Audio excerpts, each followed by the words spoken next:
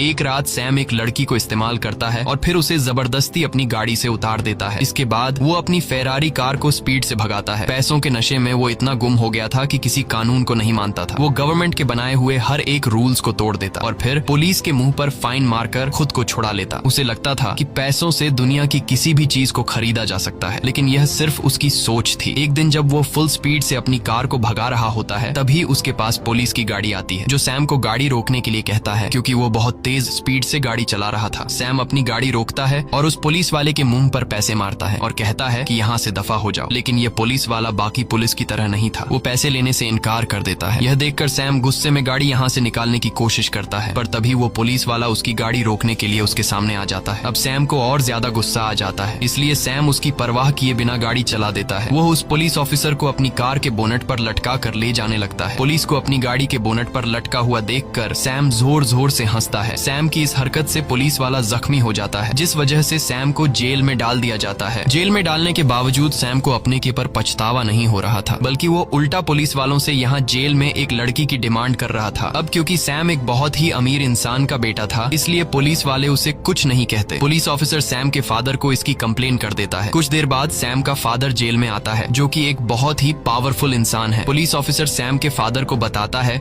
कि तुम्हारा बेटा इतना ज्यादा बिगड़ गया है कि वो एक पुलिस वाले को सड़क पर आधी रात को घसीटता रहा और अब वो पुलिस वाला हॉस्पिटल में एडमिट हो गया है। ये सुनकर सैम का फादर उस ऑफिसर से कहता है कि मैं अपने बेटे की गलती के लिए आपसे माफी मांगता हूँ और मैं वादा करता हूँ कि आज के बाद वो ऐसी गलती नहीं करेगा। पुलिस ऑफिसर सैम के पिता की रिस्पेक्ट में सैम को छोड़ देता है। इसके बाद सैम के पिता सैम को घसीट कर बाहर लेकर आते हैं और उसे डांटने लगते हैं, लेकिन सैम पर अपने फादर की बातों का कोई असर नहीं होता। वो अपने फादर के सामने सिगरेट पीने लगता है। दरअसल सैम की मदर की डेथ हो चुकी है और सैम अपने पिता का इकलौता बेटा था, इसलिए सैम के पिता को सैम की हर एक जिद को पूरा करना पड़ता है। और सैम भी यह जानता था कि उसका फादर उसे डांटने के अलावा और कुछ कर नहीं सकता। लेकिन अब सैम का फादर सैम से बहुत ही ज्यादा परेशान हो चुका था। सैम के फादर को एहसास होता है कि अगर इसे रोका नहीं गया तो यह एक अपराधी बन जाएगा, इसलिए इसका कुछ करना होगा। सैम को सुधारने के लिए सैम का फादर अपनी एक दोस्त के पास जाते हैं और उसे सैम की सारी सिचुएशन समझा देता है। वो अपनी दोस्त से कहता है कि मैं किसी भी कीमत पर